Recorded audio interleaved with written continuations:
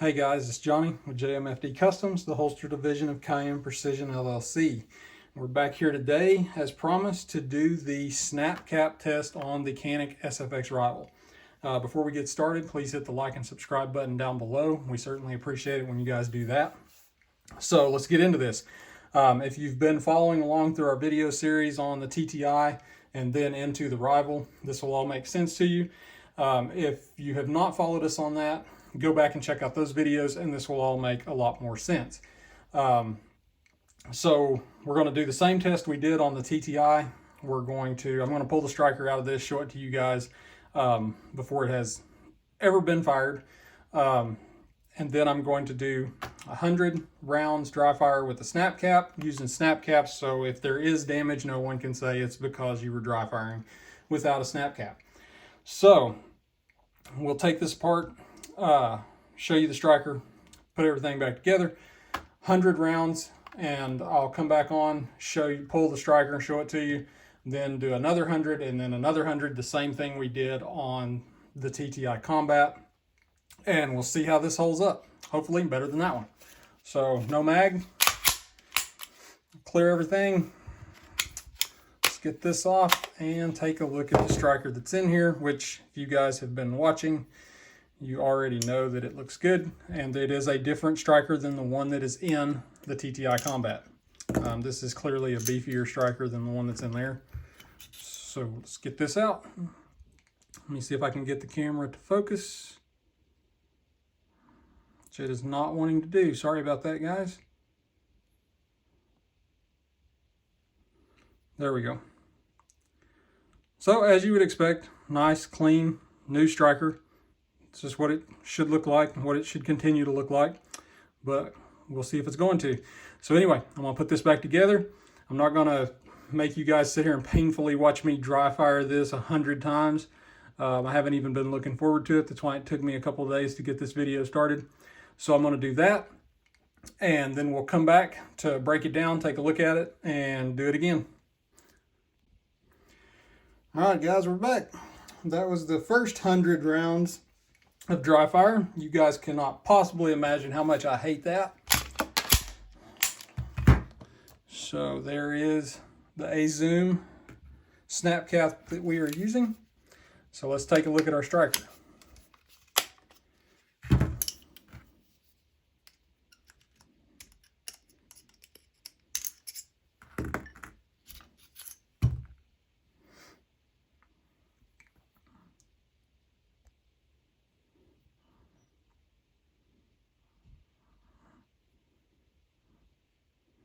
All right, striker seems to be holding up pretty good so far. The shiny spots you're seeing are actually the drops of wool that are on there. This thing is really wet. I didn't clean it, didn't do anything from the factory, just pulled it out and started running this. So I will get this put back together and run another 100 dry fires through it, and then we will be back. All right, guys, we're back. 200 rounds dry fire down it. Chasing the snap cap again. All right, let's see what we got. See what the striker looks like. If I can get that in there. Hands are shaking from 200 consecutive dry fires. So anyway, let's see if we can get this to focus.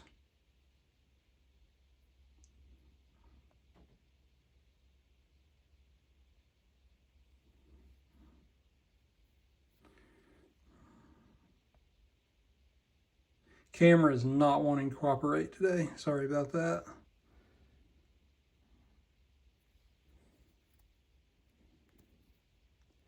Get rid of the wool. It is showing slight polishing. I'm not going to say where. It's not tearing into the metal. It's just shining it up real good right there on that edge and on the corner. So this striker is still looking good, still looking much better than the end result of the TTI over there. So anyway, all right, I'll put this back together. We'll run another 100 through it and then see what it looks like then. and I'm done dry firing after that. Sorry if you guys want to see more rounds of dry fire beyond 300. You're going to have to buy some snap caps and do it at home. We'll be back. All right, guys, we're back. That was the last 100 for a total of 300 dry fires on the Rival. So let's pull that striker out and see what it looks like now.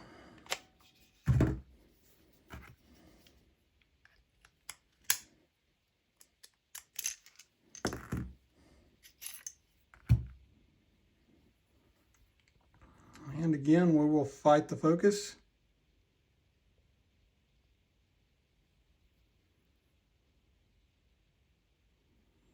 Striker does look good. Let me see if I can get it. There we go.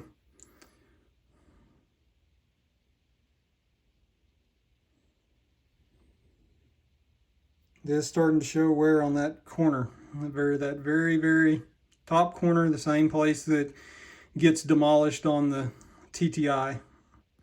But nothing like the TTI. You can go back and watch that video where we did the same 300 round snap cap test, and it is completely different than this one. So anyway, there you have it. I don't know how well this will hold up. I think over time this will probably degrade, but I can't say that for sure. I just know that it is starting to show somewhere right there on that point. One thing I did notice, which I'll compare real quick, while I was doing this, I have the TTI sitting over here beside the bench. Well, try this again. One thing that I did notice on this, guys, is I will put the snap cap back in. Try to get the camera to refocus where it should be.